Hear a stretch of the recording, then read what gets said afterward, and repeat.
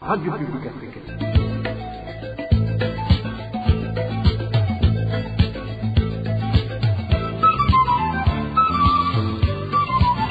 Radio Publique Africaine.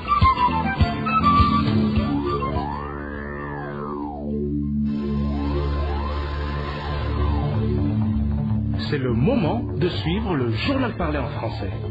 À la présentation, Eloge Divin, les méchants.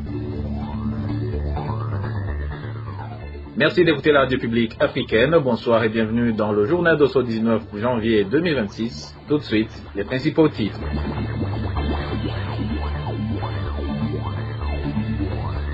Des Burundais rapatriés au pays il y a plus d'un mois en provenance de la Tanzanie sollicitent l'obtention de la ration alimentaire accordée aux rapatriés durant le premier trimestre de réinstallation.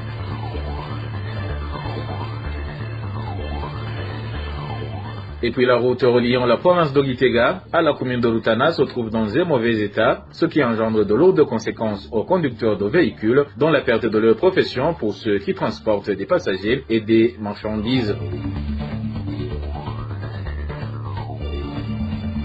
Et en actualité sportive, nous allons revenir sur les résultats de la 17e journée du championnat de football burundais et de la finale de la 35e édition de la CAN. Voilà pour les titres, le développement, c'est dans quelques instants.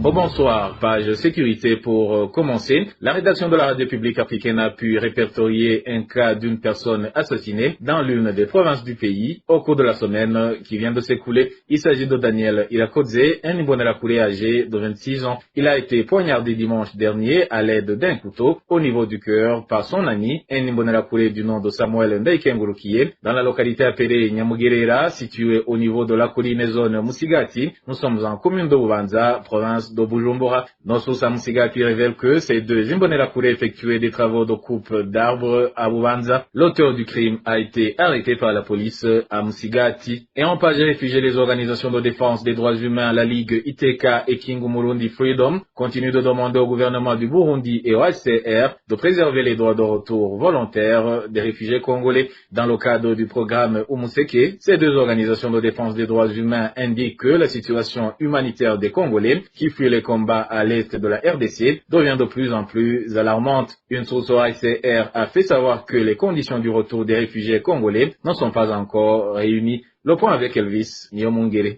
Plus de 150 réfugiés congolais, dont une majorité d'enfants, ont déjà perdu la vie à l'espace d'environ un mois dans le cadre de Busuma, situé en commune de Ruyigi, dans la province de Buhumuza. Ces informations figurent dans un communiqué conjoint publié par des organisations de défense des droits humains, la Ligue Iteka et Kingu Murundi Freedom. Selon ces organisations, les conditions de vie des réfugiés congolais dans ce camp sont extrêmement déplorables.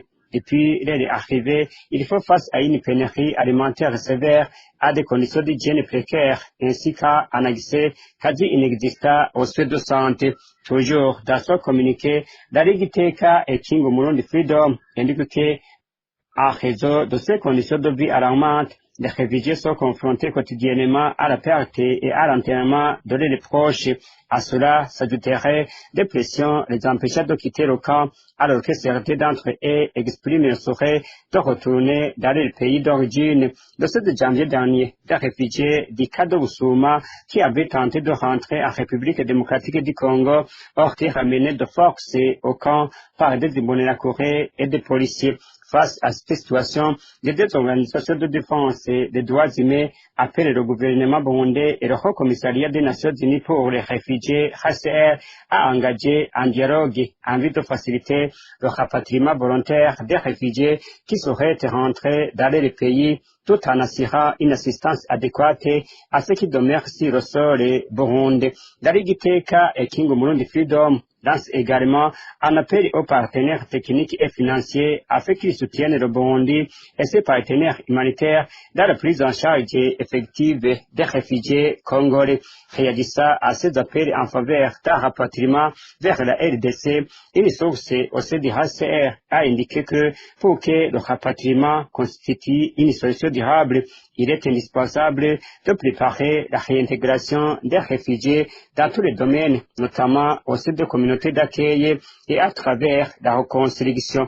La même source a précisé que le HCR ne facilite pas actuellement ces retours, estimant que les conditions de sécurité et de réintégration en République démocratique du Congo ne sont pas encore réunies. Et je vous le disais en titre, des Burundais rapatriés le 16 décembre 2025 en provenance du camp d'Onduta, situé en Tanzanie, lancent un cri d'alarme. Ils dénoncent le fait de ne pas avoir reçu les rations alimentaires habituellement accordées aux rapatriés durant les 3 premiers mois de réinstallation. Il leur avait été indiqué que la nourriture n'était pas disponible et qu'une assistance financière leur serait accordée à la place, mais un mois s'est écoulé sans qu'aucun soutien ne leur soit versé. Din Karondo nous en dit plus. Ces Burundais récemment rapatriés du camp d'Onduta en Tanzanie ont été accueillis à Nyabitare, dans la commune Gisuru, province de Buhumuza. Ils ont reçu une aide dédiée au développement de $200 américains, soit environ 500 000 francs burundais, ainsi que 50 000 francs supplémentaires pour les frais de transport jusqu'à les familles. Cependant, aucune aide alimentaire ne leur a été fournie, raconte notre source.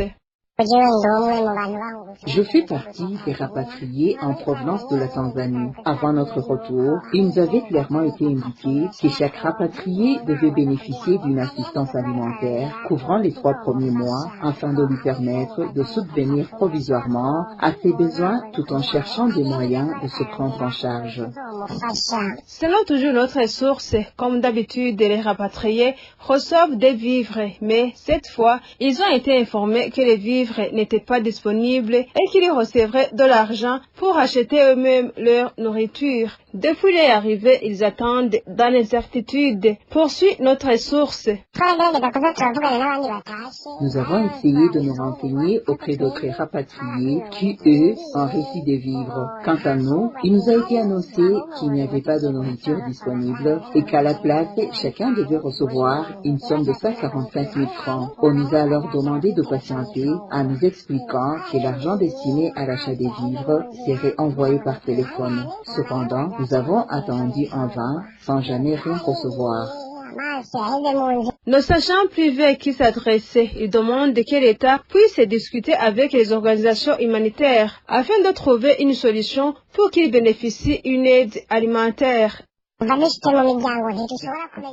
notre arrivée dans nos communautés, nous ne savons plus vers qui nous tourner ni à qui adresser nos doléances. C'est pour cette raison que nous avons décidé de contacter la radio RPA afin de solliciter votre aide pour que les autorités compétentes puissent entendre nos plaintes, qu'elles entrent en contact avec le PAM et qu'une assistance nous soit apportée. La situation est extrêmement difficile, nous risquons de mourir dans nos familles. La rédaction de la RPA, nous avons essayé de contacter les responsables du Haut-Commissariat pour les réfugiés HCR au Burundi pour plus d'informations, mais sans succès. RPA.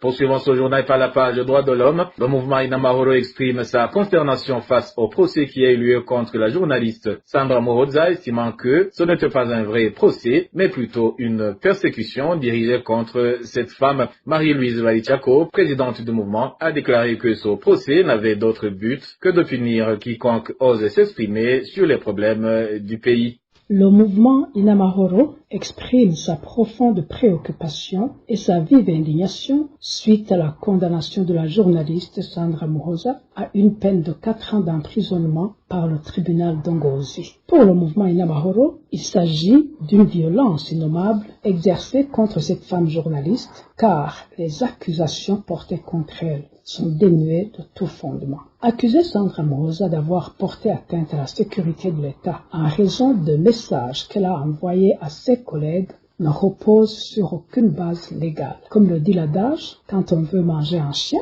on l'accuse d'avoir la rage. Nous voyons dans ce jugement un signal de peur envoyé à toute la profession journalistique, visant à instaurer une autocensure généralisée pour faire taire toute opinion contraire aux pratiques du système en place. C'est une stratégie que le pouvoir a mis en place pour réprimer et faire taire toutes les voix contraires. En effet, Sandra Muhoza n'a commis aucun crime, si ce n'est de faire son travail. Il est donc difficile à comprendre comment une femme journaliste, de surcroît malade, pourrait constituer une menace pour la sécurité de l'État. Cette accusation, régulièrement utilisée dans des contextes similaires, donne l'impression d'un prétexte destiné à justifier une mesure de répression pour réduire au silence toutes les voix qui dérangent, sans aucune autre infraction avérée. La présidente du mouvement Inamahoro ajoute que ce procès n'était pas un exemple de justice,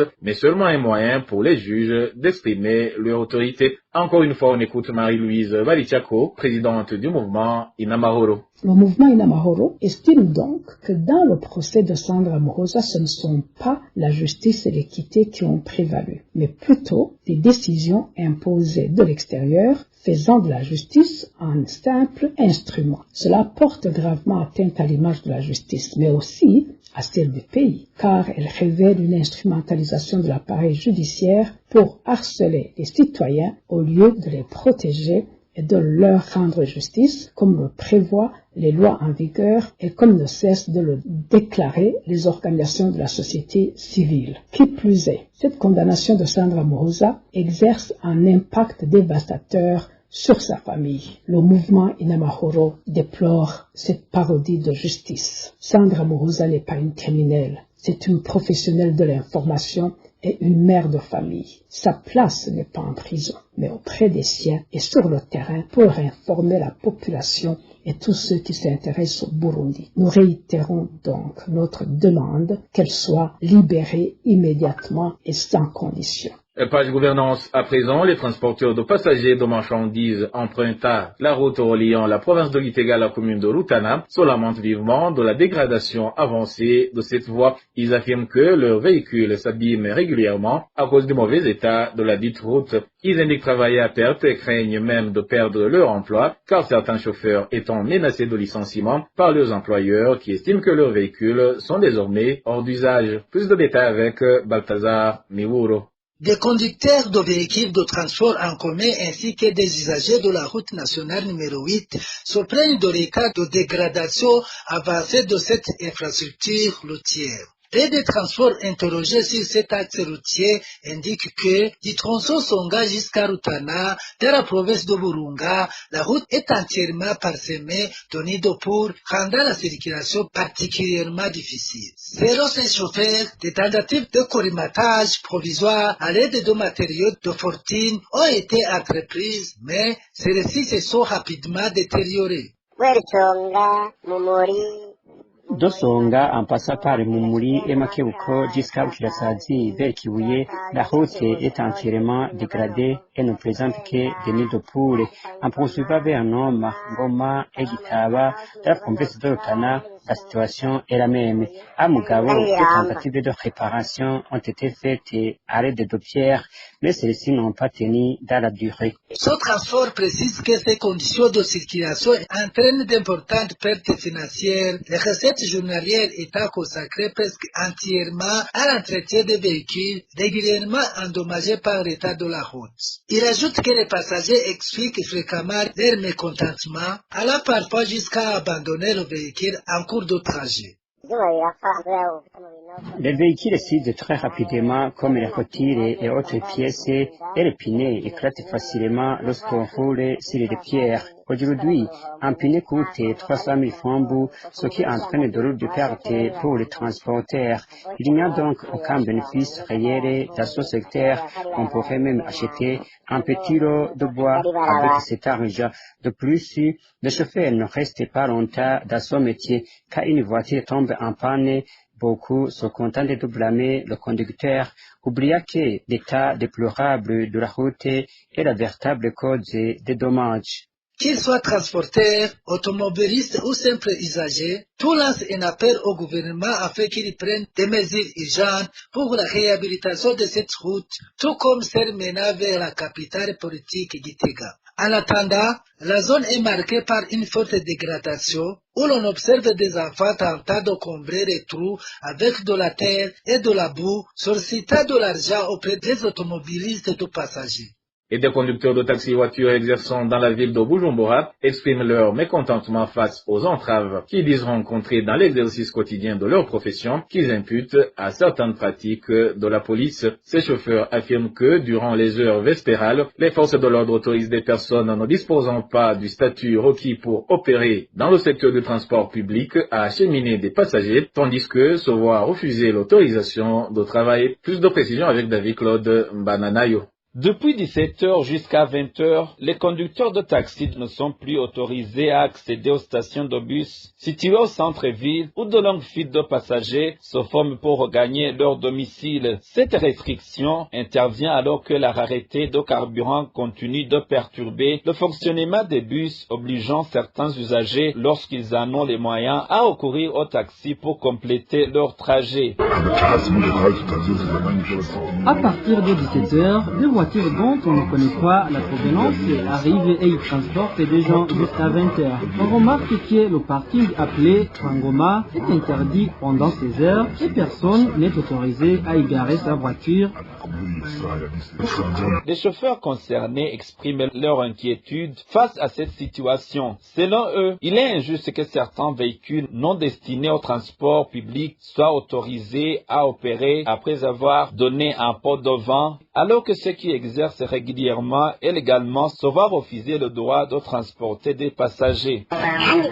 Nous, lorsque nous payons des taxes, nous le faisons pour que notre pays puisse se développer. Pourtant, on voit que certaines personnes ne paient pas ces taxes et ce sont elles qui continuent à travailler et à bénéficier des services. Nous demandons à la Trabou de nous défendre. Interrogé sur cette situation, l'Association des transporteurs du Burundi reconnaît l'existence de véhicules non affectés au transport public qui exercent malgré tout cette activité. Elle demande toutefois qu'il y ait des chauffeurs disposant légalement du droit de transport et qui se verraient empêchés de travailler après s'être acquittés de la taxe. Charles Bagabo, secrétaire de la Trabo, a assuré que l'association allait suivre de près cette situation afin de faciliter l'exercice de l'activité pour les chauffeurs autorisés. Et Paille Société, à présent, plus de 2 mois après l'incendie qui a touché le lycée Moussema, la direction de l'établissement fait savoir que de nombreux besoins persistent, notamment en lits, en matelas et en d'autres équipements, et lance un appel aux personnes capables d'apporter leur aide afin qu'elles continuent à soutenir l'école. Les détails avec Hervé Niyouhire. Au cours de 2 derniers mois et plus, un incendie s'est déclaré au lycée Moussema, situé dans la commune de Matongo, province de Butanyerera, et a ravagé une partie du dortoir des filles, détruisant 165 matelas, 134 lits, ainsi que divers autres équipements appartenant aux élèves. À cette tragédie s'ajoute la mort d'une élève inscrite en première année économique qui y a perdu la vie. Après ce drame, bien que différents matériels aient été offerts à l'école comme aide, de nombreux besoins demeurent afin que les activités scolaires puissent se dérouler normalement. Selon des sources proches de la direction du lycée Moussema, les besoins actuels concernent notamment des lits pour les élèves, des ciments, des matériaux tels que le fer à béton, ainsi que des moyens financiers pour rémunérer les ouvriers qui participeront à la reconstruction du dortoir endommagé. Les autorités communales, de même que la direction de l'établissement, lancent un appel aux personnes de bonne volonté afin qu'elles poursuivent leur soutien, car les besoins restent importants pour permettre aux élèves d'étudier dans de bonnes conditions. À titre d'information, ce vendredi 16 janvier, les responsables de l'Union des Églises baptistes du Burundi ont apporté à cette école une aide composée de 50 matelas et de 85 structures métalliques destinées à la fabrication de lits. Et dernière nouvelle de ce journal, le championnat de football du Burundi a clôturé ce dimanche la 17e journée. L'équipe Aigle Noir est provisoirement en tête de ce championnat. Et concernant la Coupe d'Afrique des Nations, la 35e édition a été remportée par le Sénégal qui s'est imposé face au Maroc en finale. Désiré Atungimana nous en dit plus. C'est une finale qui a été émaillée par plusieurs incidents. Vers la fin de la rencontre, l'arbitre du match, le Congolais Jean-Jacques Ndala Ngambo, a accordé un penalty au Maroc qui a été contesté par les joueurs sénégalais. Ces joueurs ont d'ailleurs quitté le terrain et ont regagné le vestiaire, une très mauvaise image pour le football africain. Sadio Mané, qui jouait sa dernière CAN, a convaincu ses coéquipiers qui sont revenus sur terrain. Le pénalty marocain a été alors exécuté par Brahim Diaz et le gardien sénégalais Edouard Mendy l'a facilement arrêté. Les deux équipes allaient alors jouer 30 minutes de prolongation. Pendant la première période de cette prolongation, à la 94e minute, Pape Gueye a marqué un but magnifique et le Sénégal menait sur un score d'un but à 0. Les Marocains ont poussé pour égaliser mais sans succès et le Sénégal a remporté sa deuxième CAN après celle de 2021. Pendant les 7 matchs disputés par le Sénégal, ce pays a gagné 6 et a égalisé une fois. Les Lions de la Teranga ont marqué 13 buts et ont encaissé 2. Pendant cette 35e édition, Sadio Mané a été désigné meilleur joueur de la compétition, Yassine Bounou du Maroc désigné meilleur gardien de la compétition, Brahim Diaz meilleur buteur avec 5 buts et Achraf Hakimi a reçu le trophée de Fair Play. La prochaine édition, la 36e, aura lieu en Afrique de l'Est en 2027. Elle sera organisée par le Kenya, la Tanzanie et l'Ouganda. Football toujours, mais cette fois-ci au Burundi pour parler du championnat national. Ce dimanche, c'était la clôture de la 17e journée et 5 matchs étaient au programme. Flambeau du Centre a battu Olympic Star par un but à 0. Même chose entre Aigle Noir et Kayanza United en faveur de cette équipe de Makamba. Et Muzinga a battu Musongati sur un score d'un but à 0. Messager Ngozi a fait match nul contre Umamuru sur un score nul et vierge. Et Vision s'est imposé face à Ngozi City par 2 buts à 1. Une première victoire pour le premier match d'Olivier Nyungeko, nouveau coach de Vision. Samedi, Interstar et Vitalo se sont quittés sans qu'aucune équipe ne trouve le chemin défilé. Et Mass Green et Garage Express ont fait match nul de 0 but partout. Vendredi, il y a eu un seul match qui a opposé Burundi Sport Dynamique et Rukinzo qui s'est achevé sur un score nul d'un but partout.